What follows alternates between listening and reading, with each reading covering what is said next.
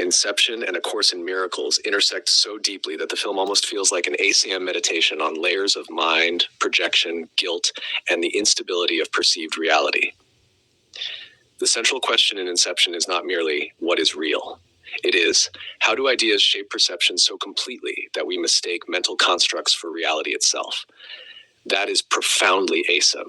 The movie's dream layers resemble the layered structures of the ego thought system. Surface perception, subconscious defaults, buried memory, identity construction, emotional projection. The deeper they descend, the more unstable and symbolic everything becomes. ACIM would say the world itself operates similarly. Projection layered upon projection. Not in the simplistic nothing exists sense people sometimes misuse spiritually, but in the sense that perception is filtered through belief. The mind does not neutrally perceive. It interprets continuously. Christopher Nolan builds entire worlds from thought. ACM similarly says the ego made a perceptual world from mistaken thought. The film's architecture is especially important. Dream worlds are constructed environments shaped by mind content. ACM would say the perceptual world also reflects mental architecture.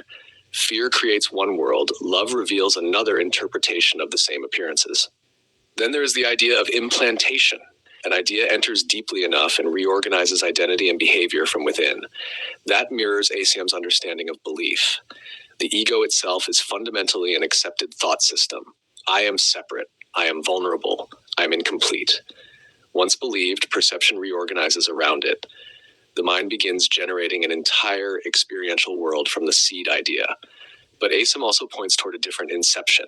The miracle. A single shift in perception can reorganize experience from the inside outward. One forgiven grievance, one release of judgment, one genuine moment of willingness. The whole structure begins changing. Now look at Cobb. Dom Cobb is haunted not merely by memory, but by guilt projection. His subconscious keeps recreating Mal because unresolved guilt continuously manifests perceptually. That is almost textbook ACM. The Course repeatedly says projection externalizes inner conflict. Cobb thinks he is battling an external apparition, but the real conflict remains within his own mind. And Mal herself is fascinating symbolically. Mal Cobb becomes the embodiment of unresolved attachment, guilt, grief, and the inability to distinguish between projection and reality. At one point, she insists, "This world is not real." That sounds spiritually insightful superficially, but in the film, her perception becomes distorted and dangerous because she weaponizes unreality psychologically rather than integrating it wisely. That distinction matters enormously in ACIM too. Spiritual insight can become dissociation when used to bypass responsibility, relationship, discernment, or compassion. Simply saying the world is an illusion is not awakening. ACIM is not advocating reckless denial of experience. It is inviting reinterpretation through love rather than fear. Mal collapses levels, dream and waking, symbol and reality, projection and truth. The result is disorientation. The Course constantly emphasizes gentleness because destabilizing identity too abruptly can produce confusion rather than healing. Then there is limbo. Limbo in Inception resembles identification with mental constructs so deep and prolonged that they become mistaken for reality itself. Entire lifetimes are built there. ACM would recognize this psychologically. The ego builds intricate identity worlds from accumulated belief and memory. People begin defending psychological structures as though survival depends upon them, yet all of it remains constructed.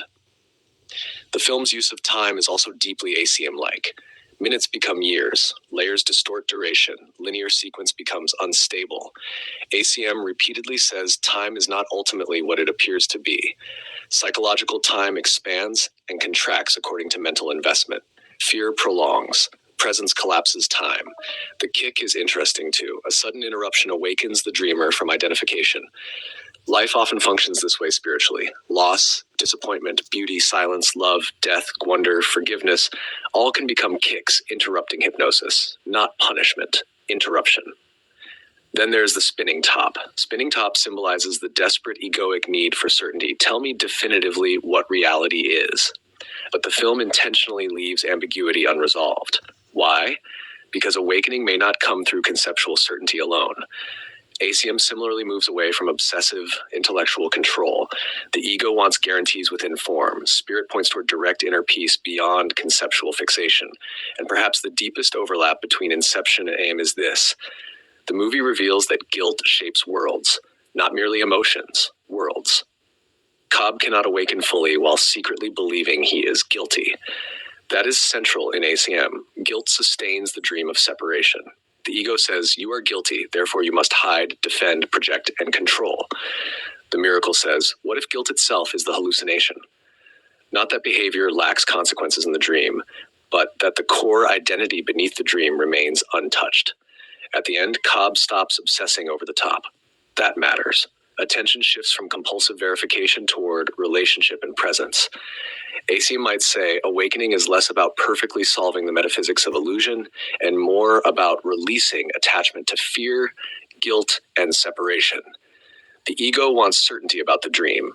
Spirit invites freedom from needing the dream to define reality at all.